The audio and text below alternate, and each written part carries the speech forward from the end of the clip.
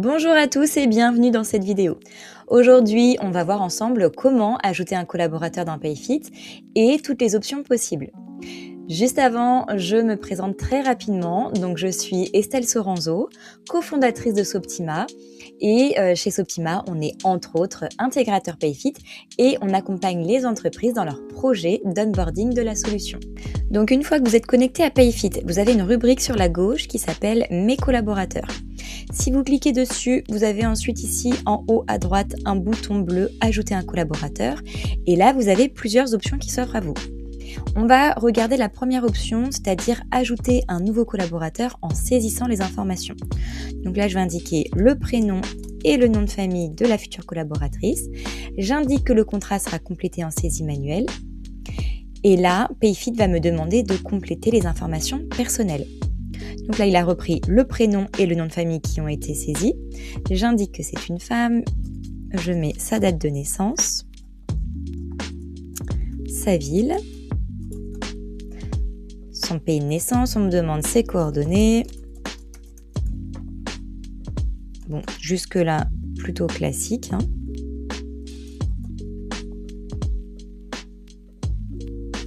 Et ensuite, j'indique son mail personnel. Donc là, c'est sur ce mail-là qu'elle va recevoir les notifications notamment.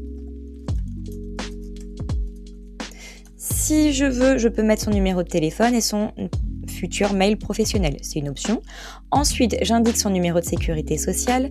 Moi, étant donné qu'il s'agit d'une démo, je vais mettre un numéro de NTT temporaire pour que ça passe. Ensuite, Payfit va vous demander si le collaborateur est handicapé, s'il a un statut BOETH. Si c'est le cas, vous pouvez cliquer ici sur la case. Et enfin, on me demande le nombre d'enfants à charge pour le collaborateur. J'enregistre. Ensuite, je dois compléter les informations bancaires. Donc là, on voit que j'ai plusieurs modes de paiement, virement, chèque, etc. Généralement, c'est quand même par virement que le salaire s'effectue. J'indique l'IBAN, le BIC. Je passe à la suite. Ensuite, il faut renseigner les informations contractuelles. Donc là, je vais indiquer que c'est un contrat de travail. Je pourrais très bien dire que c'est une convention de stage ou un mandat social si c'était un dirigeant. J'indique que c'est un CDI. Je pourrais avoir des dispositifs particuliers, type aide à l'embauche, période de reconversion, si c'est une CVE, etc. On me demande également l'historique du collaborateur, en gros s'il a déjà été embauché dans la société ou s'il s'agit du premier contrat. Moi, dans mon cas de figure, c'est un premier contrat. On me demande la date de début du contrat, le lieu de travail principal, donc moi ça va être sur site. Ensuite, il faut indiquer s'il y a des clauses particulières. Donc là, moi, dans mon cas de figure, j'ai une période d'essai.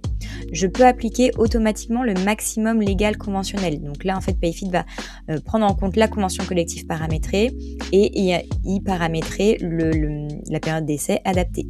Si mon collaborateur est absent, arrêt maladie, congé sans solde, ça va décaler automatiquement la période d'essai. Je pourrais également ajouter une clause de non-concurrence ou une clause de mobilité. Je clique sur valider. Je dois ensuite compléter les informations du poste. Donc là, je dois indiquer la classification. Moi, dans mon cas de figure, c'est un ETAM. Pareil, tout ce qui est classification, c'est proposé en fonction de la convention collective qui est paramétrée. J'indique la position du poste, le nom du poste. Payfit m'indique en dessous le salaire minimum et la période d'essai avec le minimum conventionnel et le minimum légal. J'ai ensuite le code PCS-ESE à renseigner. Si jamais je l'ai, je peux le saisir. Si je ne l'ai pas, j'ai l'aide à la sélection où Payfit va m'aider automatiquement à trouver le bon code PCS-ESE. Ici, j'ai de l'analytique qui a été paramétrée dans mon compte de démo. Donc, je peux indiquer que ce collaborateur va être attaché à l'axe équipe. Au niveau sales, et je pourrais également indiquer au niveau des postes si c'est par exemple un commercial sédentaire ou un commercial terrain. Si j'ai des matricules, par exemple si j'ai un outil SIRH avec un matricule pour ce collaborateur ou un fichier Excel avec un matricule, je pourrais le renseigner ici. Je clique sur suivant. Là, j'ai ensuite la partie cotisation et affiliation pour tout ce qui est prévoyance. Donc là, on me demande si Léa Rivière bénéficie de la prévoyance des cadres. C'est pas le cas. Ou si elle est assimilée cadre. Je clique sur sauvegarder les changements. Je dois ensuite renseigner la durée de travail et la partie rémunération. Donc là, on me demande la mesure du temps. Moi, dans mon cas de figure, il est en standard, donc modalité 1, mais je pourrais très bien dire que le collaborateur est en forfait heure ou en forfait jour. Auquel cas, ça va donner droit à des RTT, par exemple. Ici, on me demande également le décompte, si c'est par semaine ou par mois. Donc moi, ma collaboratrice, elle va être à 35 heures. Si ma collaboratrice était à 39 heures, par exemple, automatiquement, Payfit va me proposer d'attribuer, pareil, des RTT. Je clique sur suivant et là on me demande de compléter la partie salaire. Donc je peux définir le salaire mensuellement ou au taux horaire ou annuellement. Je peux également estimer le salaire mensuel brut à partir du net. Donc là, on voit bien que Payfit me propose un minimum brut conventionnel de 1 905 € et on va dire que dans mon exemple, j'ai négocié avec la collaboratrice pour la payer un petit peu plus. Le taux de prélèvement à la source, c'est un taux, donc là Payfit m'indique que c'est un taux provisoire qui sera mis à jour automatiquement dès réception des informations par les services des impôts. Et ensuite, je clique sur sauvegarder les changements. Je n'ai plus qu'à indiquer le rythme de travail de ma collaboratrice. Donc là, je vais indiquer qu'elle va travailler du lundi au vendredi. Si besoin, je pourrais très bien dire qu'elle va travailler les samedis et les dimanches, qu'elle va travailler que par demi-journée. Bon, là, je n'ai pas besoin de changer. Je clique sur sauvegarder. Je peux faire la déclaration d'embauche. Donc là, c'est la fameuse DPAE. Je clique sur « Je souhaite que Payfit fasse la DPAE ». Donc effectivement, c'est recommandé. Ça vous évite de le faire en parallèle. Si je clique sur ce bouton-là, j'ai plus qu'à indiquer le nom de service de médecine du travail. Donc je prends au pif là dans mon cas de figure. Et je clique sur « Sauvegarder les changements ». Le fait d'avoir fait ça, une fois que j'aurai validé le profil de la collaboratrice, ça va envoyer la DPAE automatiquement via Payfit. Ensuite, j'enregistre les informations SIRH.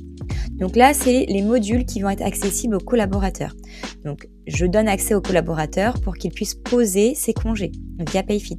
Je pourrais également lui donner accès aux notes de frais si le module est activé et je peux également lui donner accès au suivi du temps de travail si vous souhaitez le suivre via Payfit. Je clique sur enregistrer et là, le profil de la collaboratrice est configuré complètement. Donc là, on a vu la première façon de saisir un collaborateur. Vous pouvez également réembaucher un collaborateur. Et là, en fait, ça vous permet, si par exemple vous avez fait appel à des CDD, que le contrat s'est terminé, au lieu de ressaisir toutes les informations du collaborateur, vous allez rechercher parmi les collaborateurs partis le salarié concerné et Payfit va récupérer les bonnes données. Vous avez également une troisième option qui consiste à envoyer une invitation. Donc là, par exemple, je vais mettre un autre prénom, sinon ça ne va pas fonctionner. Je mets le prénom, le nom de famille de la future collaboratrice ainsi que son mail. Et en faisant, donc là je mets un mail vraiment au hasard, je pourrais également faire de la même manière si j'en avais 2, 3 autres à rajouter. Je clique ensuite sur envoyer les invitations et là, cette future collaboratrice va recevoir un mail sur son mail personnel lui demandant de renseigner elle-même ses informations, donc son nom, son prénom, son adresse, etc. Et à partir de là, je n'aurai plus qu'à récupérer sa fiche et à valider son profil et sa fiche collaboratrice sera créée. Voilà, donc cette vidéo est terminée. On a vu les différentes manières d'ajouter un nouveau collaborateur dans Payfit. Merci à tous pour votre attention. J'espère que cette vidéo vous aura permis d'y voir un petit peu plus clair. Et si vous avez la moindre question ou si vous souhaitez être accompagné sur le sujet, n'hésitez pas à nous contacter. Je vous dis à très bientôt.